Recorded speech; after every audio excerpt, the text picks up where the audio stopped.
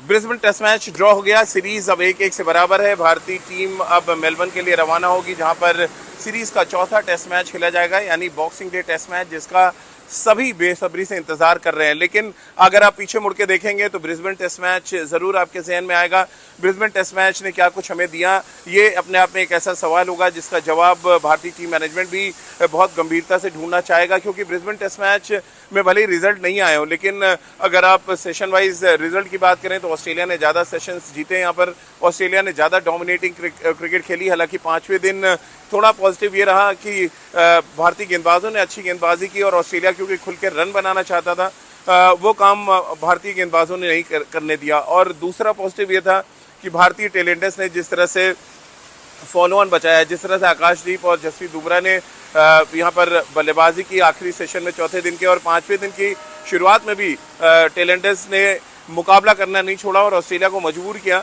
कुछ कहते हैं गहमा गहमी भी देखने को मिली पांचवें दिन की शुरुआत में, लेकिन ओवरऑल ये टेस्ट मैच पूरी तरह से ऑस्ट्रेलिया ने डोमिनेट किया। सिलसिलेवार तरीके से अगर हम बात करें तो पहले 2 दिन जहां ऑस्ट्रेलियाई बल्लेबाज पूरी तरह से छाए रहे, यानी कि शुरुआत में जिस तरह से ट्रेविस हेड और स्टीव स्मिथ के बीच में 200 से ज़्यादा रनों की साझेदारी हुई, और उसके बाद जिस तरह से एलेक्स कैरी ने मैच को उस स्टेज पे ले गए, उस स्कोर तक ले गए ऑस्ट्रेलिया को जहां से भारतीय टीम को दबाव में डाला जा सके। और उसके बाद जिस तरह की गेंदबाजी मिचेल स्टार्क ने एक बार फिर अच्छा स्टार्ट दिया, उनका अच्छा साथ जोश हेजलवुड दे रहे थे, विराट को उन्होंने आउट भी किया, लेकिन उसके बाद इंजरी की वजह से वो वापस चले गए। और ब्रिस्बेन टेस्ट मैच इसलिए भी लोग याद रखेंगे क्योंकि हेजलवुड इस टेस्ट मैच के बाद अगले 2 टेस्ट मैच के लिए अब अवेलेबल नहीं होंगे।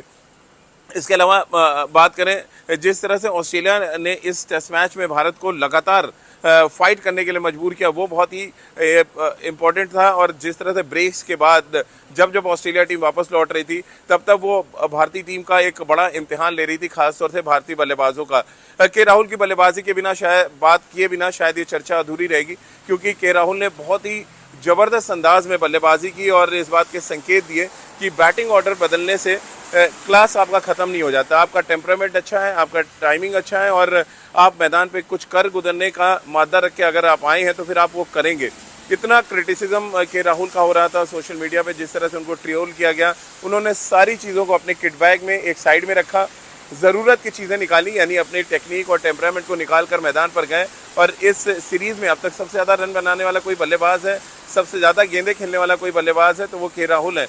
और के राहुल ने जिस तरह से ऑस्ट्रेलियन क्रिकेट एक्सपर्ट्स को खासतौर से इम्प्रेस किया, वो बहुत काबिल तारीफ था। खासतौर से जिस तरह से फास्ट बॉलर्स के खिलाफ उन्होंने ढीले हाथ से डिफेंस किया, उनका जो शॉट सिलेक्शन था, जिस तरह से उनका बॉल सेंस था, वो कई चीज़ें ऐसी थी जो एक इस्टेब्लिश ओपनर में चाहिए, एक टेस्ट क्रिकेट के ओपनर में चाहिए, उन्होंने कर दिखाया।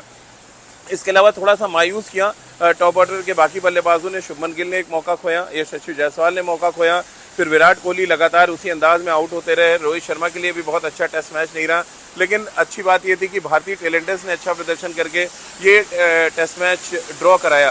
खासतौर से अगर फॉलो ऑन जैसी स्थिति बनती तो क्या पता ऑस्ट्रेलिया के पास एक मौका होता, लेकिन यहाँ पर आकाशदीप की जितनी भी तारीफ की जाए उतना कम है। एक सही सिलेक्शन, सही समय पे सही खिलाड़ी को चुनना बहुत इंपॉर्टेंट होता है, जो इस टेस्ट मैच ने भारतीय टीम को सिखा दिया है। तो भारतीय टीम ने न सिर्फ ड्रॉ कराया टेस्ट मैच, बल्कि आकाशदीप जैसा आपको खिलाड़ी मिला जो बैट के साथ अच्छा कंट्रीब्यूट कर सकता है। और सेकंड इनिंग में जब ऑस्ट्रेलिया बैटिंग करने आया तो उन्हें बहुत सदी लाइन और लेंथ पे और क्रैम करते हुए ऑस्ट्रेलिया के बल्लेबाजों को गेंदबाजी की, यानी कि आप ना हॉरिजॉन्टल शॉट्स खेल सकते थे, ना आप सामने खेल सकते थे। ओवरऑल एक ऐसा ट्रैप उन्होंने बनाया ऑस्ट्रेलियाई बल्लेबाजों के लिए जिसका कोई तोड़ नहीं था। और इसीलिए अगर आप देखें ऑस्ट्रेलिया के सेकंड इनिंग्स में तेज खेलने की कोशिश अलग बात है, लेकिन रेगुलर इंटरवल पे विकेट गिरते रहे और कोई बहुत बड़ी लीड नहीं ले पाए थे, और मजबूरी में उनको डिक्लेयर करना पड़ा। लेकिन उनको ये भी पता था कि यहाँ प्रेडिक्शन जो है टी के आसपास बहुत ज़्यादा रेन का है, और जैसे ही डिक्लेरेशन हुआ उसके बाद आप देखें 2 से 3 ओवर का खेल हुआ, और मौसम की मार की वजह से फिर इस मैच को कॉल ऑफ करना पड़ा।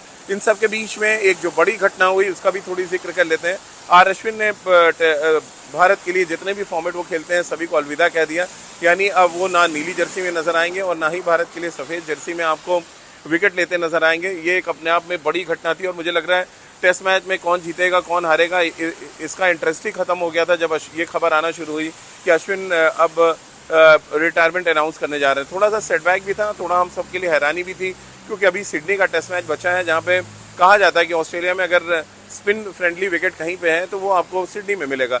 तो ओवरऑल एक शानदार करियर का हमने अंत देखा और एक ऐसे मैदान पर देखा जो हिस्टोरिकल मैदान है, जहाँ पर भारत का ट्रैक रिकॉर्ड बेहद शानदार है। पिछली बार हम यहाँ टेस्ट मैच जीते थे, इस बार हमने टेस्ट ड्रॉ किया और कहीं ना कहीं ऑस्ट्रेलिया के लिए थोड़ा सा चिंता पैदा कर दी। हालांकि ब्रिस्बेन में ऑस्ट्रेलिया ने बहुत अच्छी क्रिकेट खेली है, इसमें कोई शक नहीं, लेकिन जो चिंता का सबब है वो मुझे लग रहा है ऑस्ट्रेलिया के बढ़ गया है, क्योंकि मेलबर्न एक फ्लैट ट्रैक के तौर पे देखा जाता है, जहाँ पे वहाँ पे रन काफ़ी बनते हैं और भारतीय टीम के पास अच्छा चांस होगा।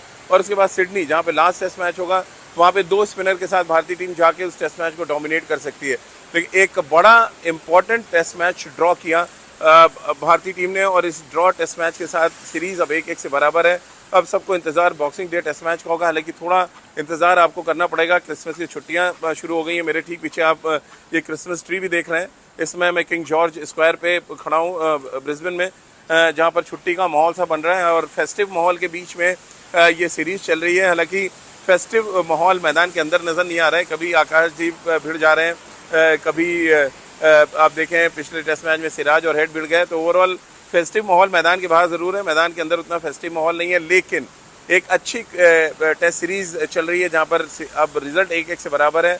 ब्रिस्बेन टेस्ट मैच ड्रॉ हो गया है और अब बाकी 2 टेस्ट मैचेस ये तय करेंगे कि कौन सी टीम सीरीज जीतने जा रही है और कौन सी टीम WTC फाइनल में अपनी जगह बना पाएगी। तो थोड़ा सा इंतजार कीजिए, ऑस्ट्रेलिया से पल पल की अपडेट हम आपको लगातार देते रहेंगे।